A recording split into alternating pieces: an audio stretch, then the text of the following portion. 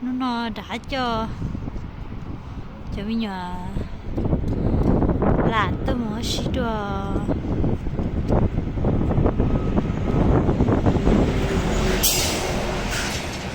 ok bây giờ muốn xí đồ cái gì à có rất gì nó nè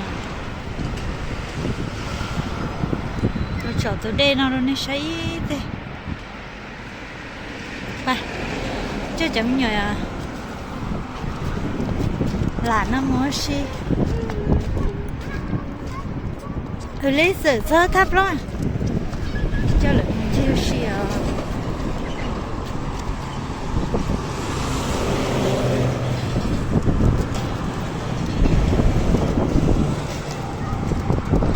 nó chê là son tờ là chỉ cần là thạch ó và thịt chê bé là nhau chỉ cho là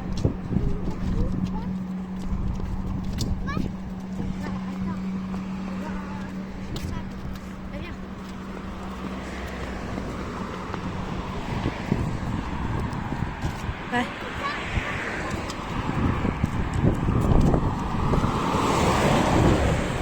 chỉ phải bớt tất là đó chỉ phải xí phải nói đã lấy sợ phải mua nó hậu này khi đấy chạy phải chỉ tao cái đó rồi phải chỉ phải cái nó hậu xưa mua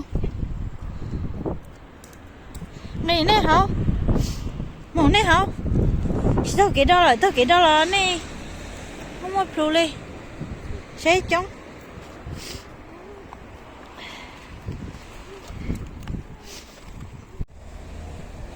yo chúng con là rong có thể tiền đi rồi rong có thể tiền đi rồi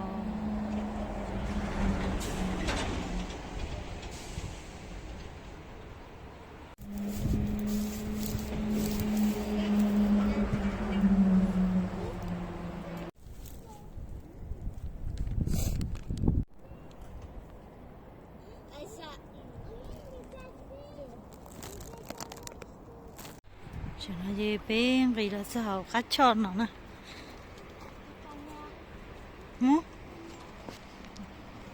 phải chứ chưa mà chỉ có cá cho cá đi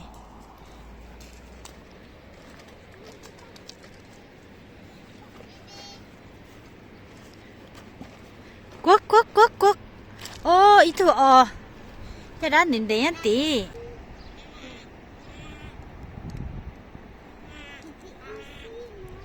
wow tụi đây đó lo lon tử wow oh là la wow wow wow wow wow wow wow wow wow wow wow wow cốc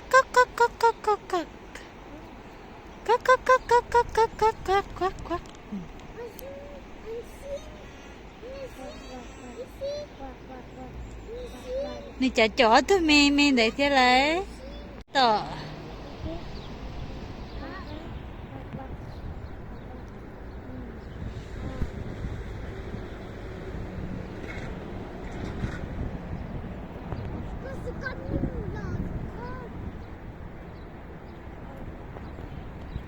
cho à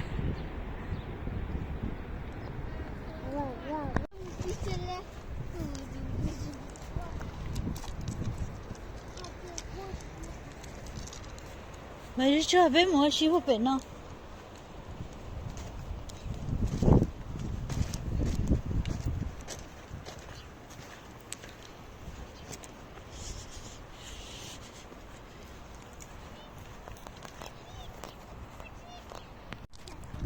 chạy đi lo chị đi nhà là chân rồi đi nó thì xíu đi nhà sẽ đi nó mới thì nó của tê yang bộ kỹ nó tự ta rinh rơi bởi ta bởi rễ tự cho nó xưa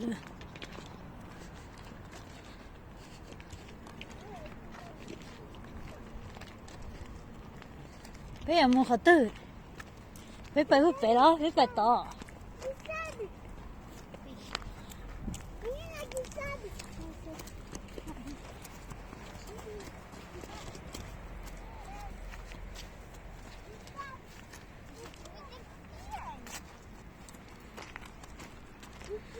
Sa có số dây nữa bắn nó.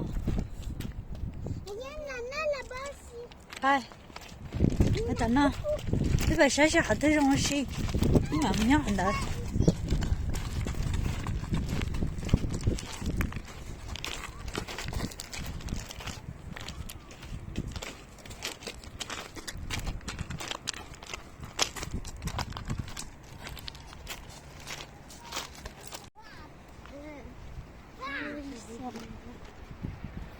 Cái là tôi xí thế nào á? Nhân đấy chúng à. Nó có thì chống được Alisa ơi. Ôi. Ôi. Wow. Ô. Chứ chống à. Wow, chứ chống à. Chí tu. Cậu ít tu. Chống sang đi sang sao?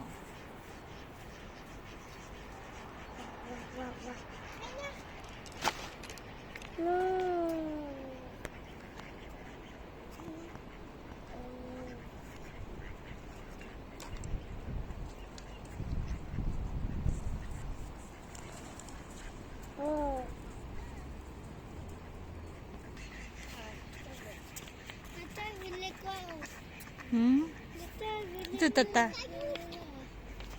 thấy chỗ nó nè, chỗ nóอยู่trong câu luôn à Liên ơi. Hả? No, đâu thì sao thế? No, sao thế? Lê chả gạo có sao cái tờ ấy phải chỉ phải tựa trong khói. Chúจะไปเส้นน่ะมันก็เตอtrong khói thế gì?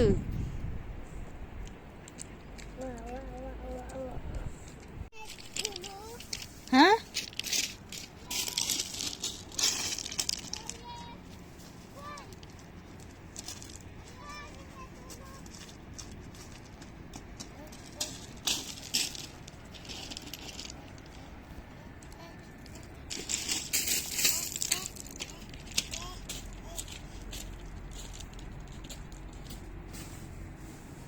Ê vô.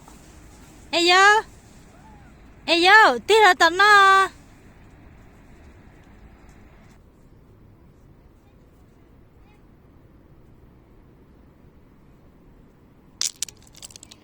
Bây giờ nó mà đợi thiếu không có thể tiêu. Thì bây giờ nó chỉ than gió liu, thì thực khởi bài. Tăng hóa chỉ không có bị chỉ than gió liu, hú rồi sao? Hú thì tiêu liu. Thì mình chân trời rồi thì hú chứ. Không có thể tiêu.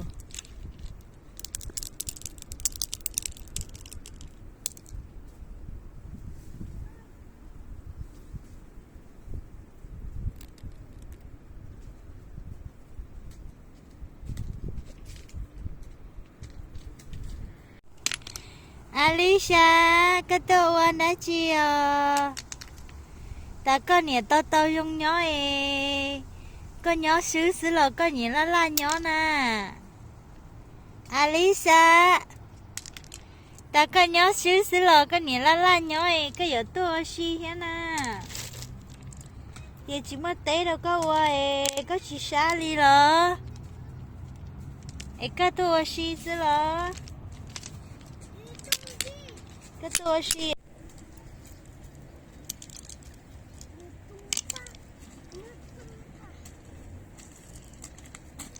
Vô có một kẻ nè, có lúc có mò có nè. Bỏ đó.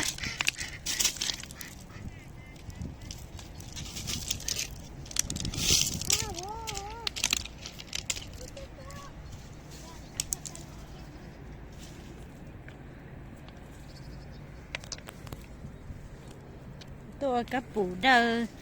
Tôi đơ cá bù trần tôi đê đó. Nó.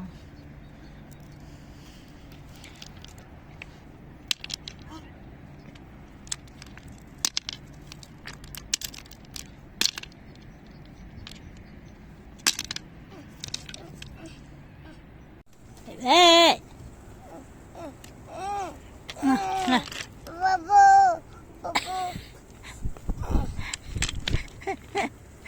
là hô lử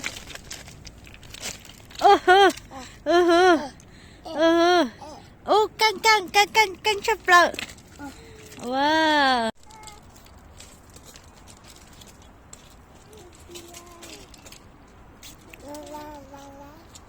nó chi đó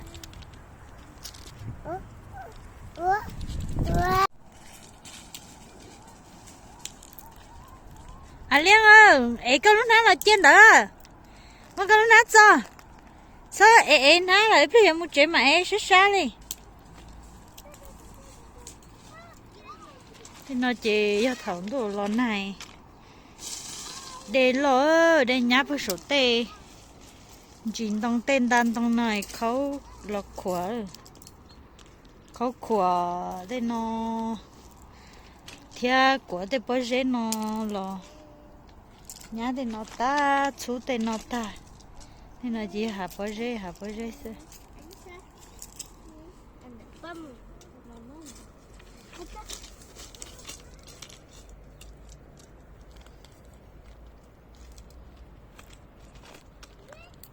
cha ba nè tu khi đứa trẻ chỉ là chân đời theo người ta biết tiếng chỉ ấy tôi bài sa chỉ nhân đời thế nào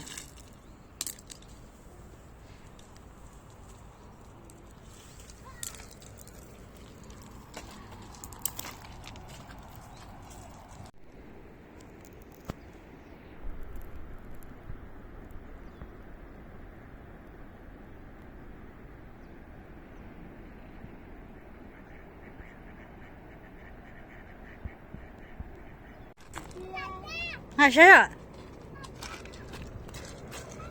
ayo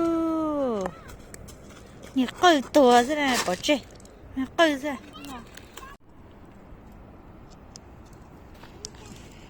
chỉ bỏ kệ giờ bỏ kệ giờ nè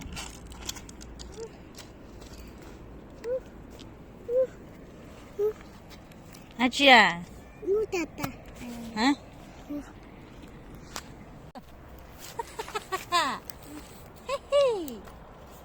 à chị lúc cái gì đó chị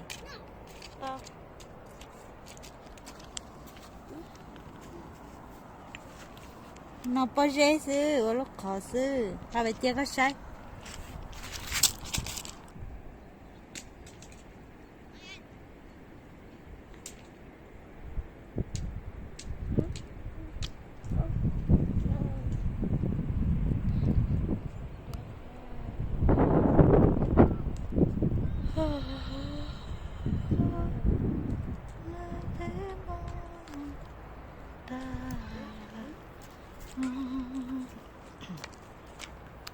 today nó chơi nhóc kia là bé cái chị cái sao xí là chị nó chơi sọ chị biết tôi là today nó sợ chơi sọ chị biết tôi là đây nó wow tung quá tôi là today nó nhá chơi gấu xì trời today nó người hà dễ to xứ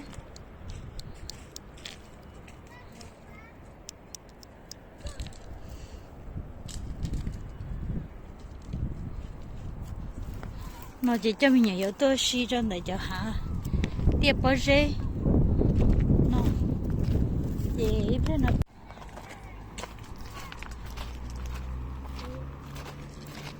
ayo sao mà chặt có sắc không tú đây ơi sao mà có sắc không tú đây ơi đấy có không tú đây ta đó lo nó bé bé nó ô tự giờ nó nó bé ok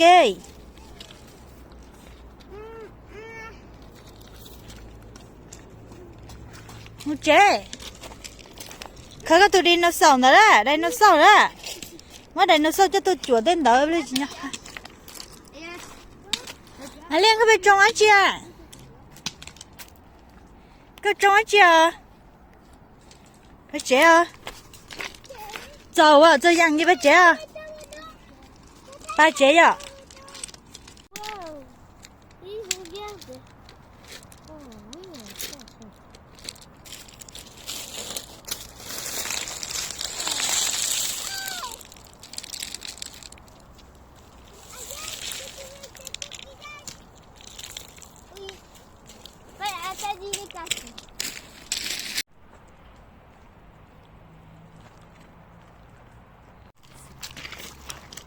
Chợ.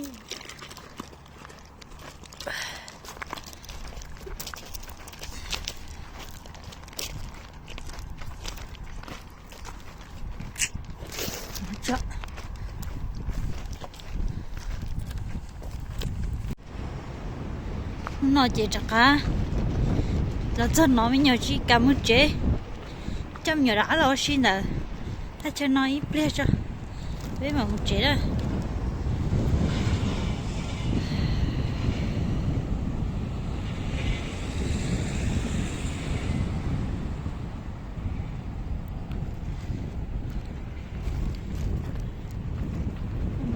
nó chỉ cả một chế đi rồi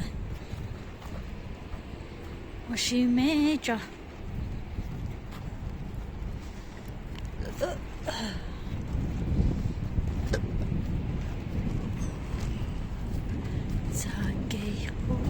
Mà nhà lăng tông nó thế theo nó lăng tông nó mà thì chân tông thủ rong câu thế rồi chừng nhọn rớt xía thế mà nhà đấy là thế nào giống như giờ tới châu xí xưa nó lấy chế bé ở xí mày sẽ để với một chế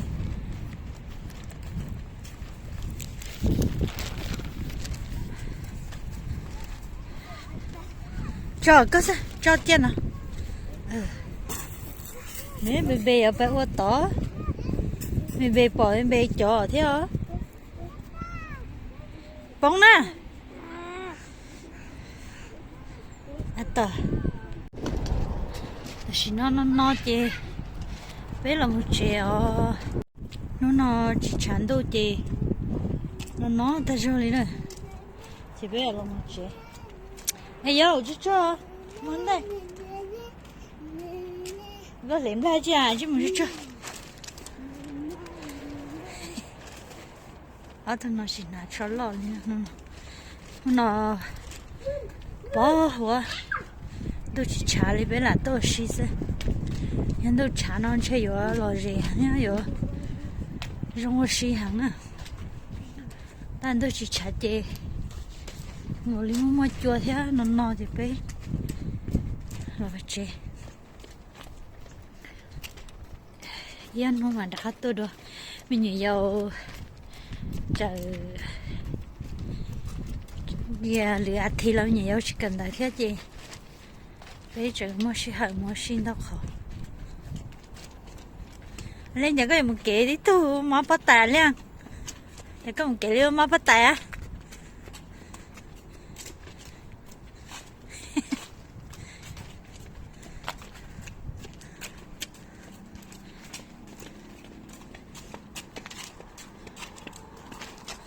liền ấy có lúc nào mà hả ấy có lúc nào nó cái gì chứ ok ấy rồi à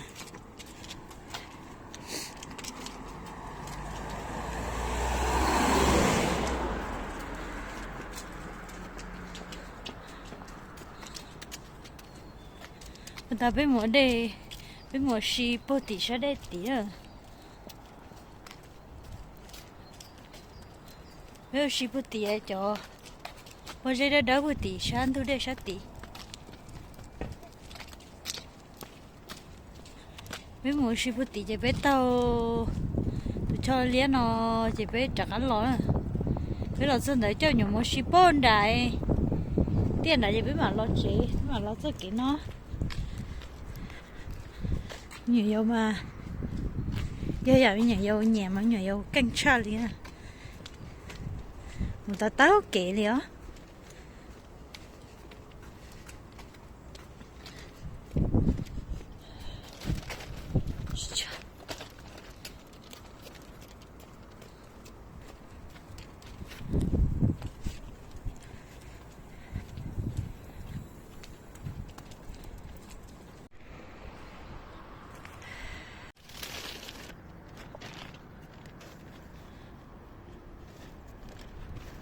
nó lại quá nó giống con muốn nó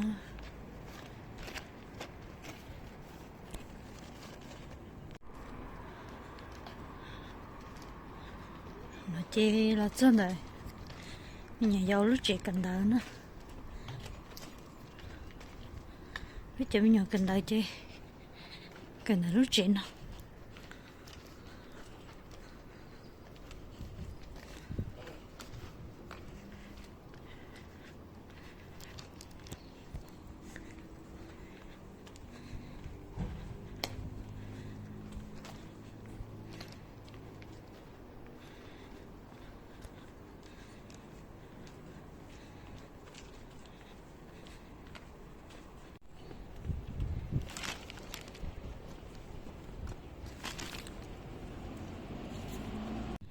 Nó chỉ để cho ba nữa. Ba đã tỏ biết tuổi rồi.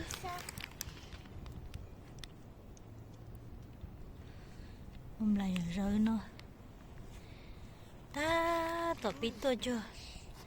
Được cột đi. Nói gì à theo. Bye.